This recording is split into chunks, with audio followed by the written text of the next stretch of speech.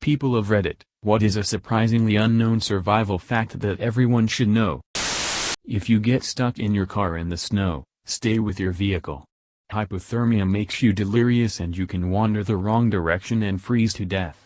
Your vehicle is also a lot easier to locate than you are. Here's one you can use every day: know your exits. People will naturally want to go out the way they came in because it's the only exit they remember, especially at places like concert venues. You don't have to be paranoid, just take a quick glance and make a mental note. In the off chance an emergency happens, it could mean the difference between a swift and safe exit or being trampled in a panicking mass of people. If you somehow are in a situation where you feel like you could drown and have no energy to go on, turn on your back and do the backstroke. Saved my life while at the beach last week after getting sucked out by rip current. If you are lost in the wilderness, if you have shelter and a source of water, and if you have reason to believe people will be looking for you, you are usually better to stay put than to try to find your way out. Wandering around lost, you expend a lot of energy. You could easily get into a far worse situation, and anyone looking for you will likely start at your last known or expected location, which, if you are lost, you might be wandering farther from. This is not always the case. It depends on if you are injured or not, and the nature of the injuries, on your relative safety where you are at, how far you are relative to your expected or last known location, how visible you are, and a number of other situational factors. It is often worth a low-risk climb to a better vantage point if possible. People have died a few hundred meters from a road which could have led them to safety. Barrel cactus in the Sonoran Desert are not full of water as is commonly portrayed. Instead, they are full of acidic solutions that induce vomiting and diarrhea if consumed. These can easily be fatal for a dehydrated person in the desert. The barrel cactus fruit, by contrast, is one of the most agreeable edibles in the cactus world. They are easy to pick, thornless, and tasty. When wild camping and hiking in Scotland, some Dutch outdoor guy told us to always keep tampons to start a fire. He was so right. In a wet environment where all the leaves and branches are moist and the wind blows like crazy, we sometimes needed 1,5 hours to start a fire, and we needed the fire to at least have a warm meal in the night. They're the best fire starter. They're lightweight and tiny, easy to carry, you can pull them apart, and there's a lot of easily burning material that you can use as a fire starter. During the winter, it is way better to be slightly cold than it is to sweat. If you start to sweat, you can go hypothermic way faster. Just because you're drinking water doesn't mean you're safe. You need to take in salt as well. I've seen this kick people's asses big time. They drink and drink and drink water but still overheat, throw up, pass out because they didn't take in any salt or electrolytes.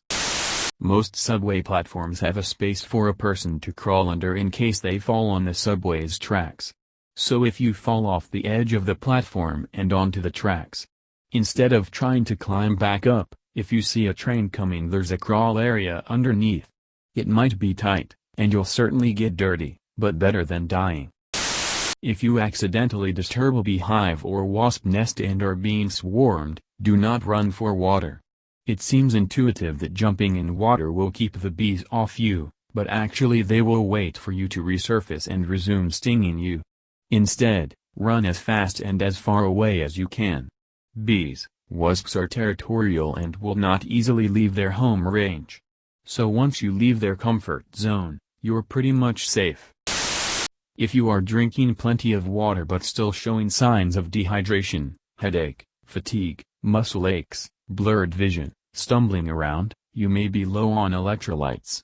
Salty food can really help with this, but oral rehydration salts such as Pedialyte work even better and should probably be in more people's backpacks. Disclaimer: those symptoms aren't limited to dehydration and can also occur due to heat exhaustion, hypothermia, or altitude sickness. The ability to weave. Looked at as more of a craft than a survival skill. But my grandma taught me that if you can weave, you can make clothing, shoes, traps, shelter, etc. with nothing more than the vegetation on hand. This was hammered home later when watching that show with naked survival people. The guy harassed the girl because she spent most of the first 2 days weaving, but in the end he had to be taken out because he was sick, yet there she was having crab for dinner.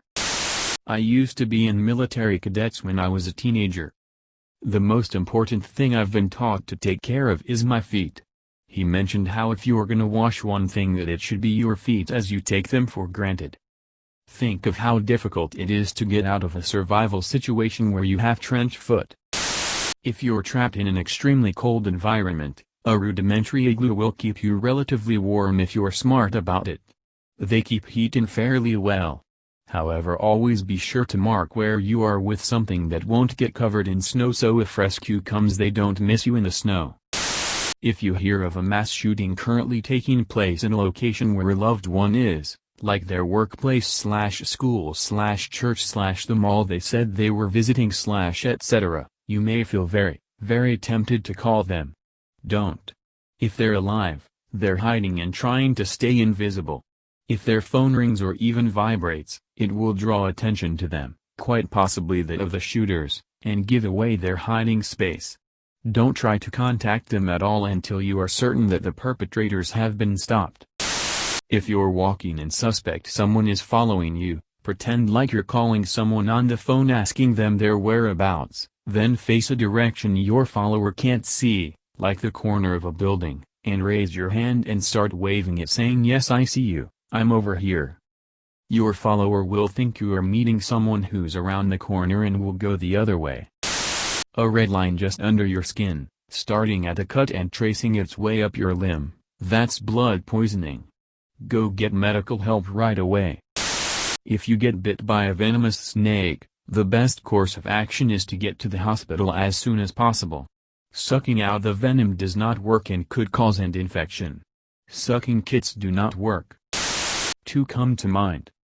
Hypothermia can strike extremely quickly even when temps are well above freezing. In fact, it's said that more people die of hypothermia in summer than in winter. I've experienced it several times. Wind and a sudden cold rain are the common denominator. Here's a great first-hand story of a guy who experienced hypothermia on a 100-degree day in Virginia. So even in the summer, be very careful about hypothermia, particularly if you're going into higher elevations.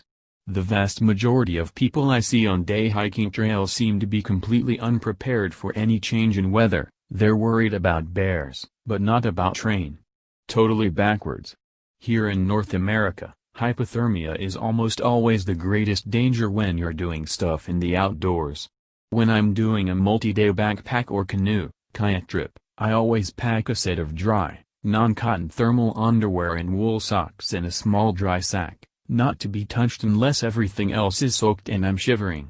To date, that's happened twice, and I've been extremely grateful to have it.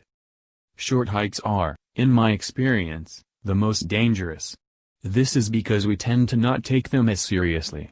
A person going on a 2-hour hike will likely not pack much, may not take a map or even really consult a map, may not tell anyone where they're going, etc. They may think that a liter of water in their cell phone is basically all that they need. All it takes for disaster to strike is getting off the trail and getting turned around, and or for an ankle or leg to get broken. Throw in dampness and a miserable night of shivering. Hypothermia can strike at temps well above freezing, especially if you're wet, and suddenly the person is substantially weakened, less than 24 hours after setting out. Here in the PNW, it happens all of the time. Somebody will venture off of a well-established day hiking trail, not respecting the fact that it's a rugged semi-wilderness all around them, and they'll get turned around and suddenly find that their phone lost coverage in all of those mountains. They'll start wandering. They'll do something stupid like follow the river to civilization, which in the mountains is generally horrible advice. And cue the rescue team. I'd consider myself a veteran hiker, backpacker, but I once got turned around on a crazy simple day hike. Ended up not getting back to my car until well after dark. After that experience, I made a simple survival kit in an Algene bottle, essentially, the bare minimum that I'd need to reliably survive a few days on my own, and I always throw it in my backpack on even the shortest trails.